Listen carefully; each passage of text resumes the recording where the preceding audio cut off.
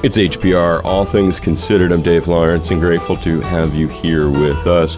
We have a special sort of episode of Road Stories today. You can find all of our storytelling sessions with artists at hawaiipublicradio.org/road stories.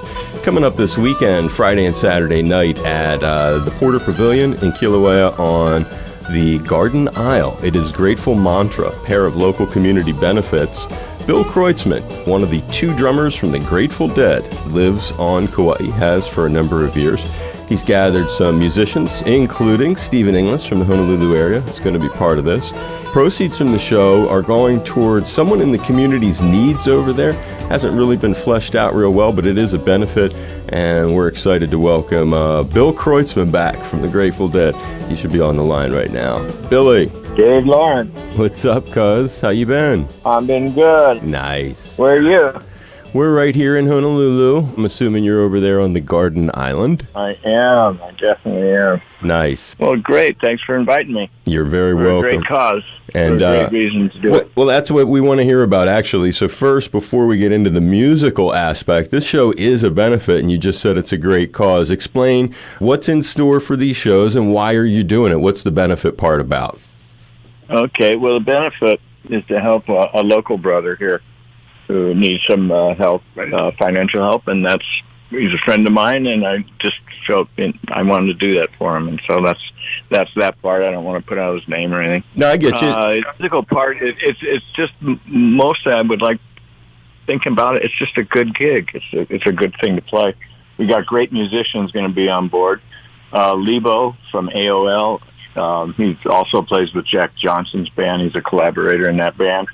Reed Mathis and Stephen Inglis, who you know from Honolulu. Yep. He lives over there. And the mystery person is going to be Adam McDougall. He's from the band called Circles Around the Sun, which is a real cool instrumental band. Oh, that's super cool. Yeah, and so these guys are all come to donate their time and help for this, and I love getting more music over here. Well, one of the great things about the tradition of the Grateful Dead really has always been helping folks, and sometimes it is generosity, the personal kinds like you described that you guys have been involved in for decades to help people in need, utilizing what you have, your own gift to draw people together to hear music. And the music that y'all are going to be throwing down, Billy? It's going to have Grateful Dead tunes, but it'll have other songs that these guys will bring. We're going to have the first rehearsal tomorrow. I'm going to do 2 rehearsals for it, and that's really those are really great fun because you get to pick what you want to play and don't want to play, and what sounds good and doesn't sound good. Most everything sounds good, so it becomes a hard question of how much time you have and how much music you can put on the night. Sure. Playing in my band, Billy and the Kids, and we've been just having a world of fun out there. I can't believe it. And this is just a little side vent from that band, you know. Feeling the bluegrass where you share people a lot and people come and visit a lot, you know. That's what I like to do. When it comes to that musical scene over there, Billy, in terms of cats like you, does Carlos Santana, Todd Rundgren, Graham Nash, are they still all living over there? Do you guys ever bump into each other? I'm afraid we don't.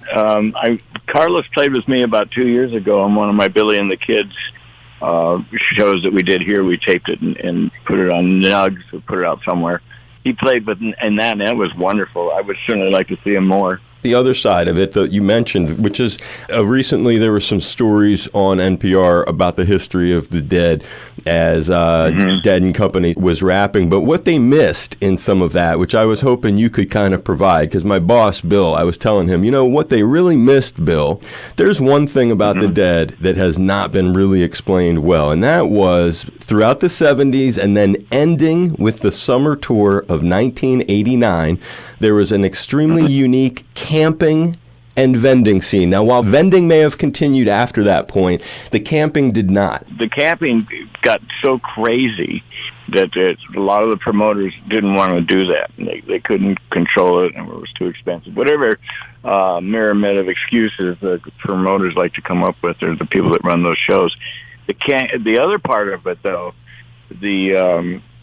I don't know, what do you call it, the street level of selling stuff, you know, the little booths and everything, that's continued. Yeah. I'd love that. I laugh. I mean, when we used to play, we go to the drudgy cities, right? And you could tell you're getting near the gig because everything got brighter. Right. That's one thing I'm doing in these shows coming up this weekend is I'm continuing that energy, the Grateful Dead energy. When did you remember, or how did the camping part begin? How promoters and you guys negotiated to even allow something so unique and community-oriented? One reason you didn't allow it, you appreciated it. When it first started, it was like, what a compliment. They want to come and live with us. They want to come and see us more. You know, it was taken as a beautiful thing, as something that you can use as a really a good thing for people. You know, let them come and stay. We're going to play 2 nights, 3 nights, whatever you're going to play. Let them come and stay and see all those nights and not have to play for a new hotel every night. I think camping should be reinstated is what I'm saying. I think it's a good thing. Oh, it was huge. I think it's an amazing thing. I don't think people who listen can understand the concept of rolling up to a venue. Imagine there's going to be a 4-night Grateful Dead thing. And when you entered, there'd be a big flashing like construction sign, and it would say overnight parking and an arrow. And when you went to that side, instead of paying $8 for 1 night of staying there, you paid $32, but you could stay. You go in the campground. I think it was first come, first served back in those days, you know, before all the fancy stuff. But in those original days, everything, trains were better back then. Airplanes were more fun back then.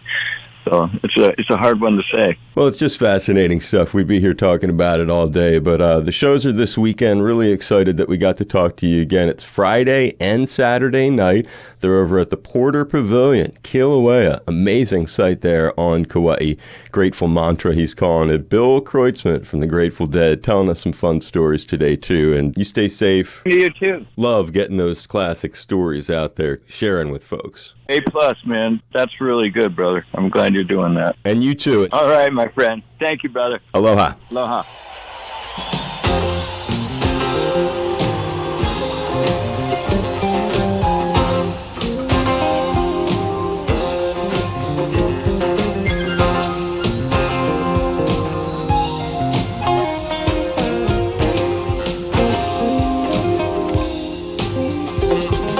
Paradise waits on the crest of a wave, her angels in flame.